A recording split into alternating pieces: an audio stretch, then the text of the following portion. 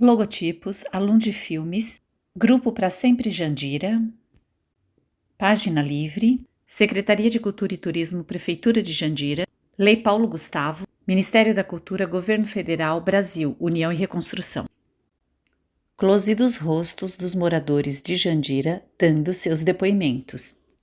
Na sequência, imagens de fotografias antigas da cidade se sobrepõem. Trabalhar na padaria com meu pai. Uso trem, eu nunca tinha andado de trem. Só terra, barro pra todo lado. Muito orgulho de morar em Jandira. Manda lugar que eu tenho Nesse período.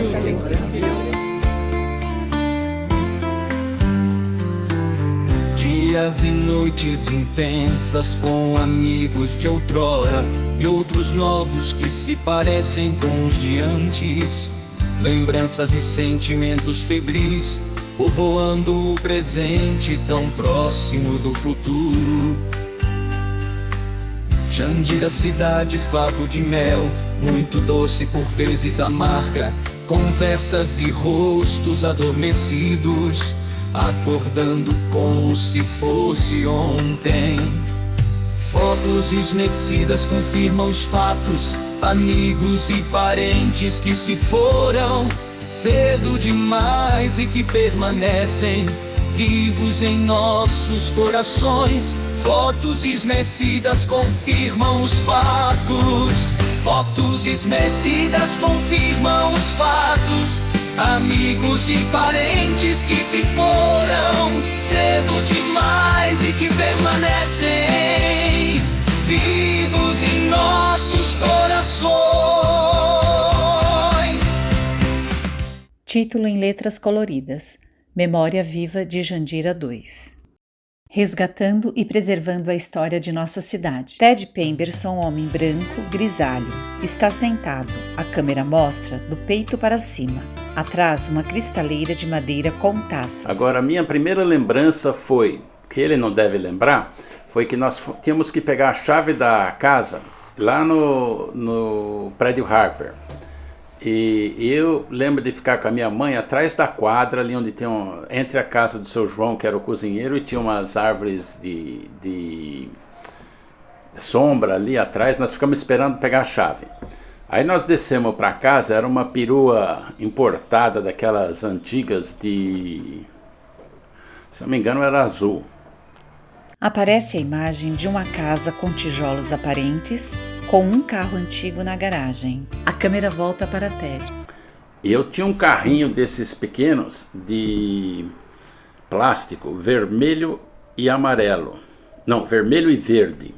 E eu estava com sede, então nós entramos na cozinha, não tinha copo, eu tinha que abrir a torneira para beber água com a carroceria do caminhão. O que saiu foi barro. Porque quando chovia, não tinha o poço artesiano ainda e vinha lá da onde tem aquela concha acústica, lá no fundo, lá hoje de Jandira. A câmera afasta, mostrando a cabeça do entrevistador de costas e uma outra câmera filmando o Ted. Câmera volta para Ted. Tinha uma minazinha que vinha água encanada entre aspas, vinha num córregozinho e distribuído dali. Chovia, aquilo vinha barro. A minha primeira lembrança foi que abri a torneira e só saía barro. Legal, gostei da minha primeira lembrança. Aí agora, a lembrança na escola, a escola ficava atrás do Massal, ali na curva, onde uma casa amarela de cimento, e eu era meio esfomeado, e de lanche eles davam, um dia por semana tinha pão com leite condensado, acho que era. E eu lembro muito bem daquela senhora que me adotou e me dava 2 sanduíches em vez de um. Era a dona Eunice, a mãe da Sônia. Essa eu não esqueço, ela sempre me dava 2 lanches em vez de um. Todo mundo comia um, eu ganhava 2. Acho que ela estava tentando me ganhar pelo estômago naquela época, viu? Eu com 6 anos e ela lá mandando bala com sanduíches. Então, e Jandira para mim sempre foi divertido, eu gostava do mato. Eu saí de lá em 71, eu saí depois quando eu casei, porque nós ficamos ainda... O meu pai viajou com a família para os Estados Unidos, mas eu fiquei usando a casa mais 1 ano lá. Morava em São Paulo, mas fim de semana era Jandira. embora para Jandira. Ficava na praça lá com o pessoal, lá o Soneiro, o Faria, o Clóvis, Miguel, sei lá, nem lembro mais quem mais, o Gordo, lá o Manuel morreu, o Renato. E naquela época tinha um delegado lá, foi o primeiro delegado de Jandira, o Olivais Fontoura, tipo galã, magro, bonito, bravo, queria sempre pegar no pé de todo mundo, mas ele usava umas botinhas daqueles que faziam assim, toc, toc, toc, toc. Quando ele passava pela praça à noite, a gente sentado no encosto dos bancos, ele já achava ruim, mas sentava assim mesmo. O piso em volta da praça, lá da rua, era aqueles blocos octagonais de concreto. Então ele dava aquele toque-toque no jeito dele andar, que ele não ia pegar ninguém de surpresa. A gente sempre sabia que ele vinha vindo. Mas quando ele passava, estava de costa, a gente fazia toque, toque, toque, toque. Aí ele voltava e queria saber quem que era.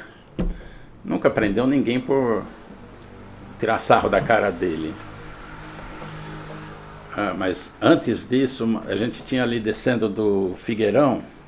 Imagem de uma fotografia antiga com uma árvore grande central, cercada por mato. Outra lembrança que eu vivo dando risada descendo do Figueirão ali naquela estrada, era de terra, fazia a curva ali, hoje está tudo cheio de casa, né? E vindo do Silveira, assim, de cima. E nós tínhamos 2 bicicletas e éramos em 6 moleques, uns 8 anos mais ou menos.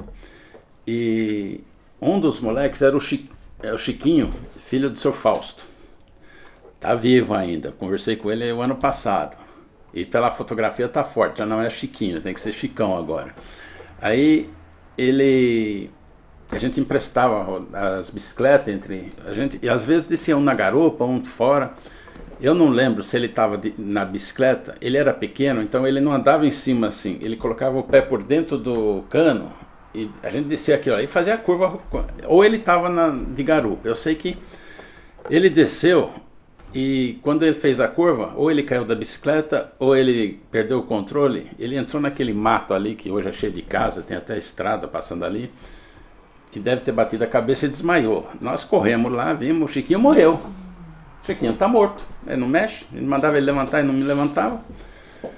Aí fomos para casa pegar enxadão, porque se morreu tem que enterrar.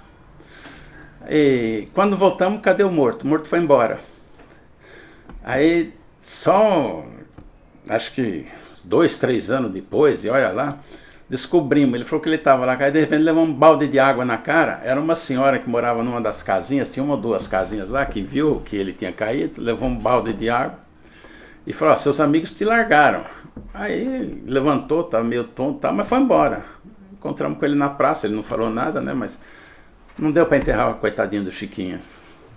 Tentamos, mas não deu. 8, 9 anos no máximo. E uma outra coisa que foi engraçada foi tinha um cara que estudava no colégio, magrinho, usava uma capa longa, quieto, mas era um artista, ele imitava qualquer animal. Qualquer coisa ele imitava perfeito. O apelido dele era Bagaço, que ele era tão magro, parecia um bagaço de pessoa. E de Santos. E ele cismou com goiaba. Agora, o Bagaço era um cara magrinho, franzinho, pequenininho, e o Goiaba um cara grandão, forte, briguento, metido a valente. E o Bagaço cismou que o Goiaba era um porco, então passava perto dele e fazia assim, oink, oink, oink, oink, oink, oink. E enfezando o Goiaba ficando cada vez mais bravo, mais bravo. Chegou um dia, o Goiaba chamou ele para brigar. Ele falou, tudo bem, vamos brigar.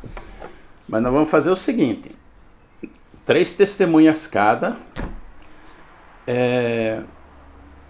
Eu não lembro quem foi do lado do Bagaço, foi. Do lado do Goiaba estava o Didito, o Samartino, o Joãozinho Góes, e eu não lembro quem era o terceiro, se eu não me engano foi o alemão, o alemão mais velho, não o alemãozinho, o Roberto, o outro alemão que jogava bola lá, se eu não me engano. E falou, a briga vai ser aqui na estação, perto da estação de trem, já estação nova. nova aqui, naquela época.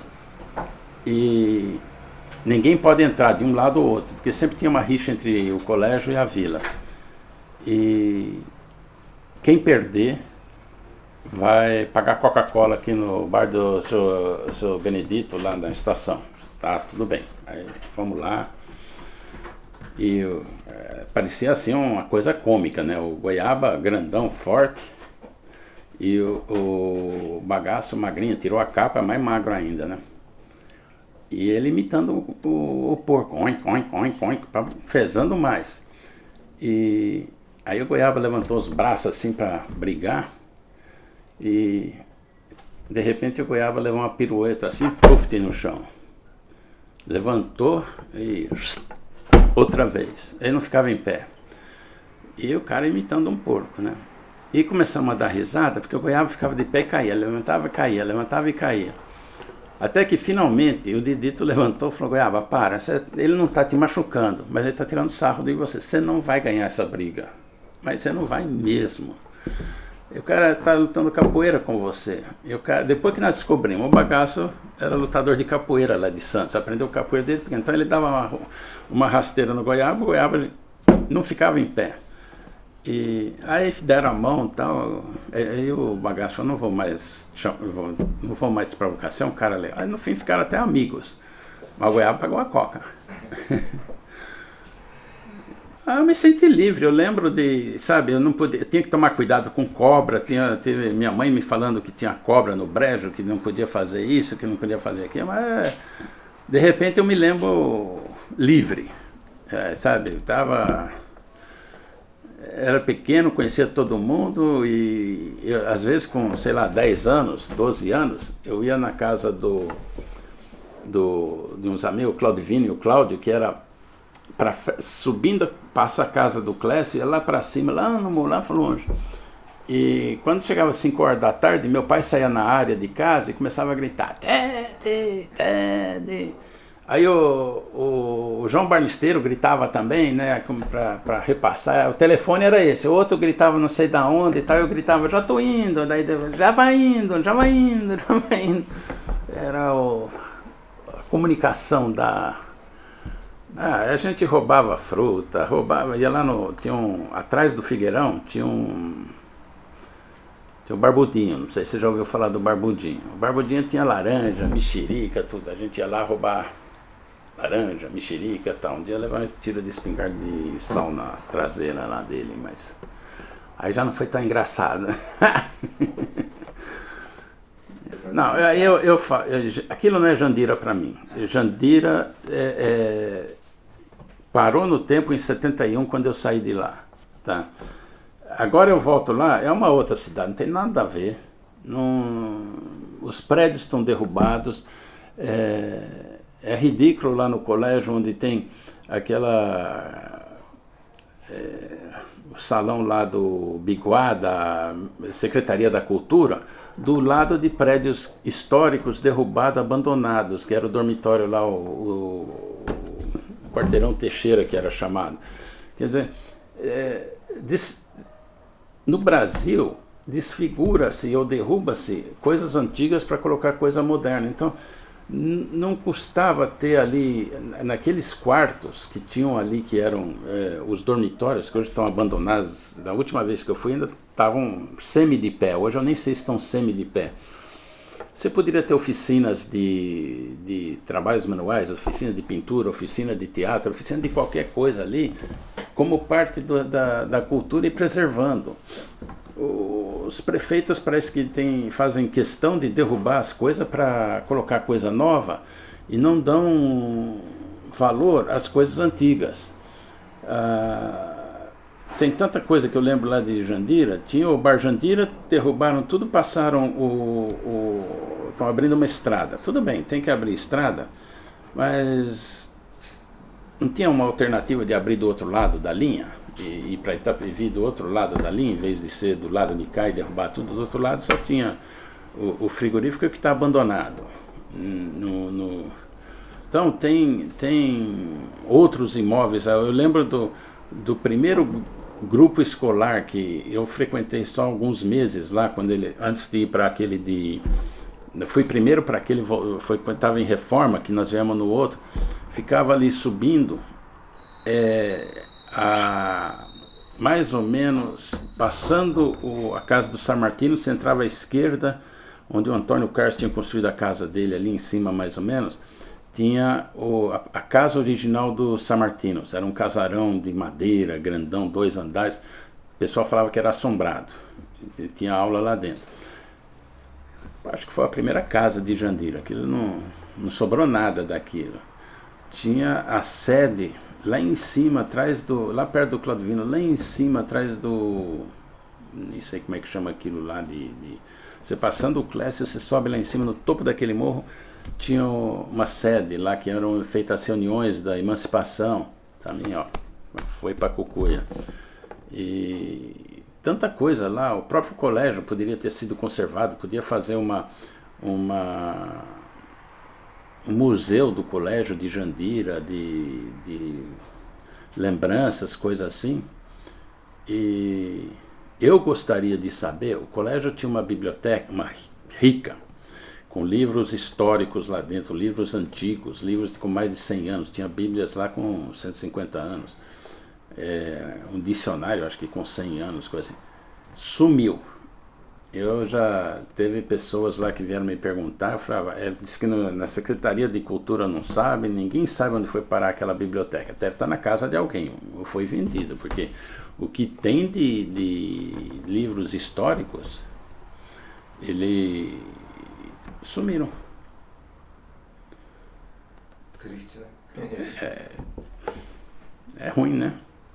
Mas Jandira não é mais a mesma coisa. Para mim já não é Jandira. Quando você fala Jandira, eu falo, adoro Jandira. Jandira é aquele lugar que tinha o brejo, tinha mato, tinha pomar, tudo. Olha, eu diria que tem tantas, sabe, de tempo do Zé do Caixão, a gente vê quem tinha coragem à meia-noite no cemitério lá em cima, e corrida de carro ali na rua indo para Itapevi, ali a Conceição San Martino, até lá em cima na igreja dos japoneses, tudo de terra, só a praça que tinha calçada. Fazia corrida com a Kombi do meu pai e o Eduardo Mendonça, lá o cunhado da Sônia, 68, lá em cima naquela estrada velha, passava o Arsenal lá em cima, indo para Itapevi, aquilo tudo era a gente de noite andava naquelas estradas de terra, jogava farol. Se viesse algum farol ao contrário, você não entrava, senão você entrava nas curvas, tudo derrapando na contramão e tal. Se tivesse alguém a pé, ia ser atropelado, porque a gente jogava o farol, não tinha ninguém vindo, eu já estava entrando. E tem muitas histórias tem que sentar e começar Faz outro filme. Não, eu tinha uma lista aí que eu não achei o livro, achei todos os outros, menos aquele que Para sempre, né, que você anotou. eu fui anotando as histórias para contar e roubar laranja lá no pomar do colégio, jogar uma laranja na testa do seu Carlos, que era um dos cuidadores da coisa. O São Humberto vinha no dia seguinte perguntar, você falou, pô, você tá com a mira boa. Eu falei, eu não tô sabendo de nada, não fiz nada, eu sou um...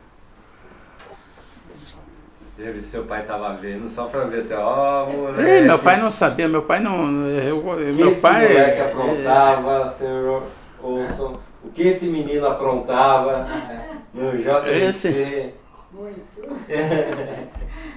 Uma vez nós estávamos nos Estados Unidos e eu vivia me machucando, quebrando a perna, o braço, quebrando, me cortando ainda. Eu lembro uma vez, essa cicatriz aqui, eu abriu assim, as gorduras saindo tudo, e meu pai estava chegando, eu tinha uns 17 anos, 16, foi num prego, eu fui pular, pegar a bola atrás da quadra e pegou assim. Aí eu vi meu pai chegando de São Paulo, eu perguntei para ele, o senhor já almoçou? Ele falou, já. Eu falei, então dá para voltar e me levar lá para costurar aqui. E estava uma vez nos Estados Unidos e um cara estava falando que um filho tinha não sei quantas cicatrizes, o outro não sei o que, o outro não sei o que. Ele olhou para mim e falou, esse daí tem todas, pode... Não tinha esse negócio, não tinha os cuidados de... Hoje você não pode... carro sem cinto, era aquelas pinturas nas madeiras, a gente não tinha nada disso, a gente era livre. Imagem aérea da cidade de Jandira. Ao centro, um trem percorre os trilhos sob um viaduto movimentado. À esquerda, uma avenida arborizada e casas. À direita, um rio segue paralelo aos trilhos e ao seu lado, árvores, fábricas e prédios. Créditos sobem com letras amarelas no canto direito. A câmera aérea continua seu percurso, revelando inúmeras casas que se espalham ao longo do rio e dos trilhos. Aos poucos, ela se aproxima do rio, destacando à direita um frigorífico em ruínas, com suas paredes desgastadas. Em seguida, a câmera foca no centro da cena, onde se ergue uma igreja católica com uma torre alta e imponente, que domina a paisagem ao redor. A câmera mostra a entrada de um cemitério, Alpha Campus Memorial Park. A câmera revela os tetos coloridos das barracas de uma feira livre, que se estende ao lado de uma avenida movimentada, cercada por casas e árvores que adicionam um toque de verde à paisagem urbana. A câmera se desloca revelando um lago de águas barrentas, cercada por uma área verde. Ao fundo, vê-se prédios em construção, ao lado de um condomínio de prédios já finalizados. A câmera revela um grande lago de águas verdes, cercado por árvores, enquanto inúmeras casas se aproximam de suas margens, ocupando a paisagem ao redor. A câmera apresenta uma visão aérea noturna da cidade, onde milhares de luzes brilham intensamente, desenhando ruas, avenidas e edificações que se espalham por toda a paisagem. A transição para o dia revela uma avenida movimentada que leva à saída da cidade. A câmera segue seu percurso, com um canteiro central dividindo as faixas de tráfego. À direita, prédios amarelos se alinham, enquanto à esquerda, grandes fábricas dominam o cenário. A câmera se aproxima de uma escola infantil, onde, ao ser notada, as crianças começam a pular de alegria, acenando e se divertindo ao perceber que estão sendo filmadas pela câmera aérea. A imagem esmaece. Direção: Vânia Brega, Filastor Brega. Captação de imagens: Alan Pereira, Vânia Brega, Igor Brega, Flávio Brega, Flávio Carnielli, Ellen Quintans. Drone: Dodge Araújo. Montagem: Filastor Brega. Arte: Igor Brega. Música: Filastor Brega. Produção: Página Livre. Produção executiva: Leda Pereira dos Santos, Igor Brega, Jaqueline Ávila. Título em letras coloridas: Memória Viva de Jandira 2. Resgatando e preservando a história de nossa cidade. A imagem esmaece.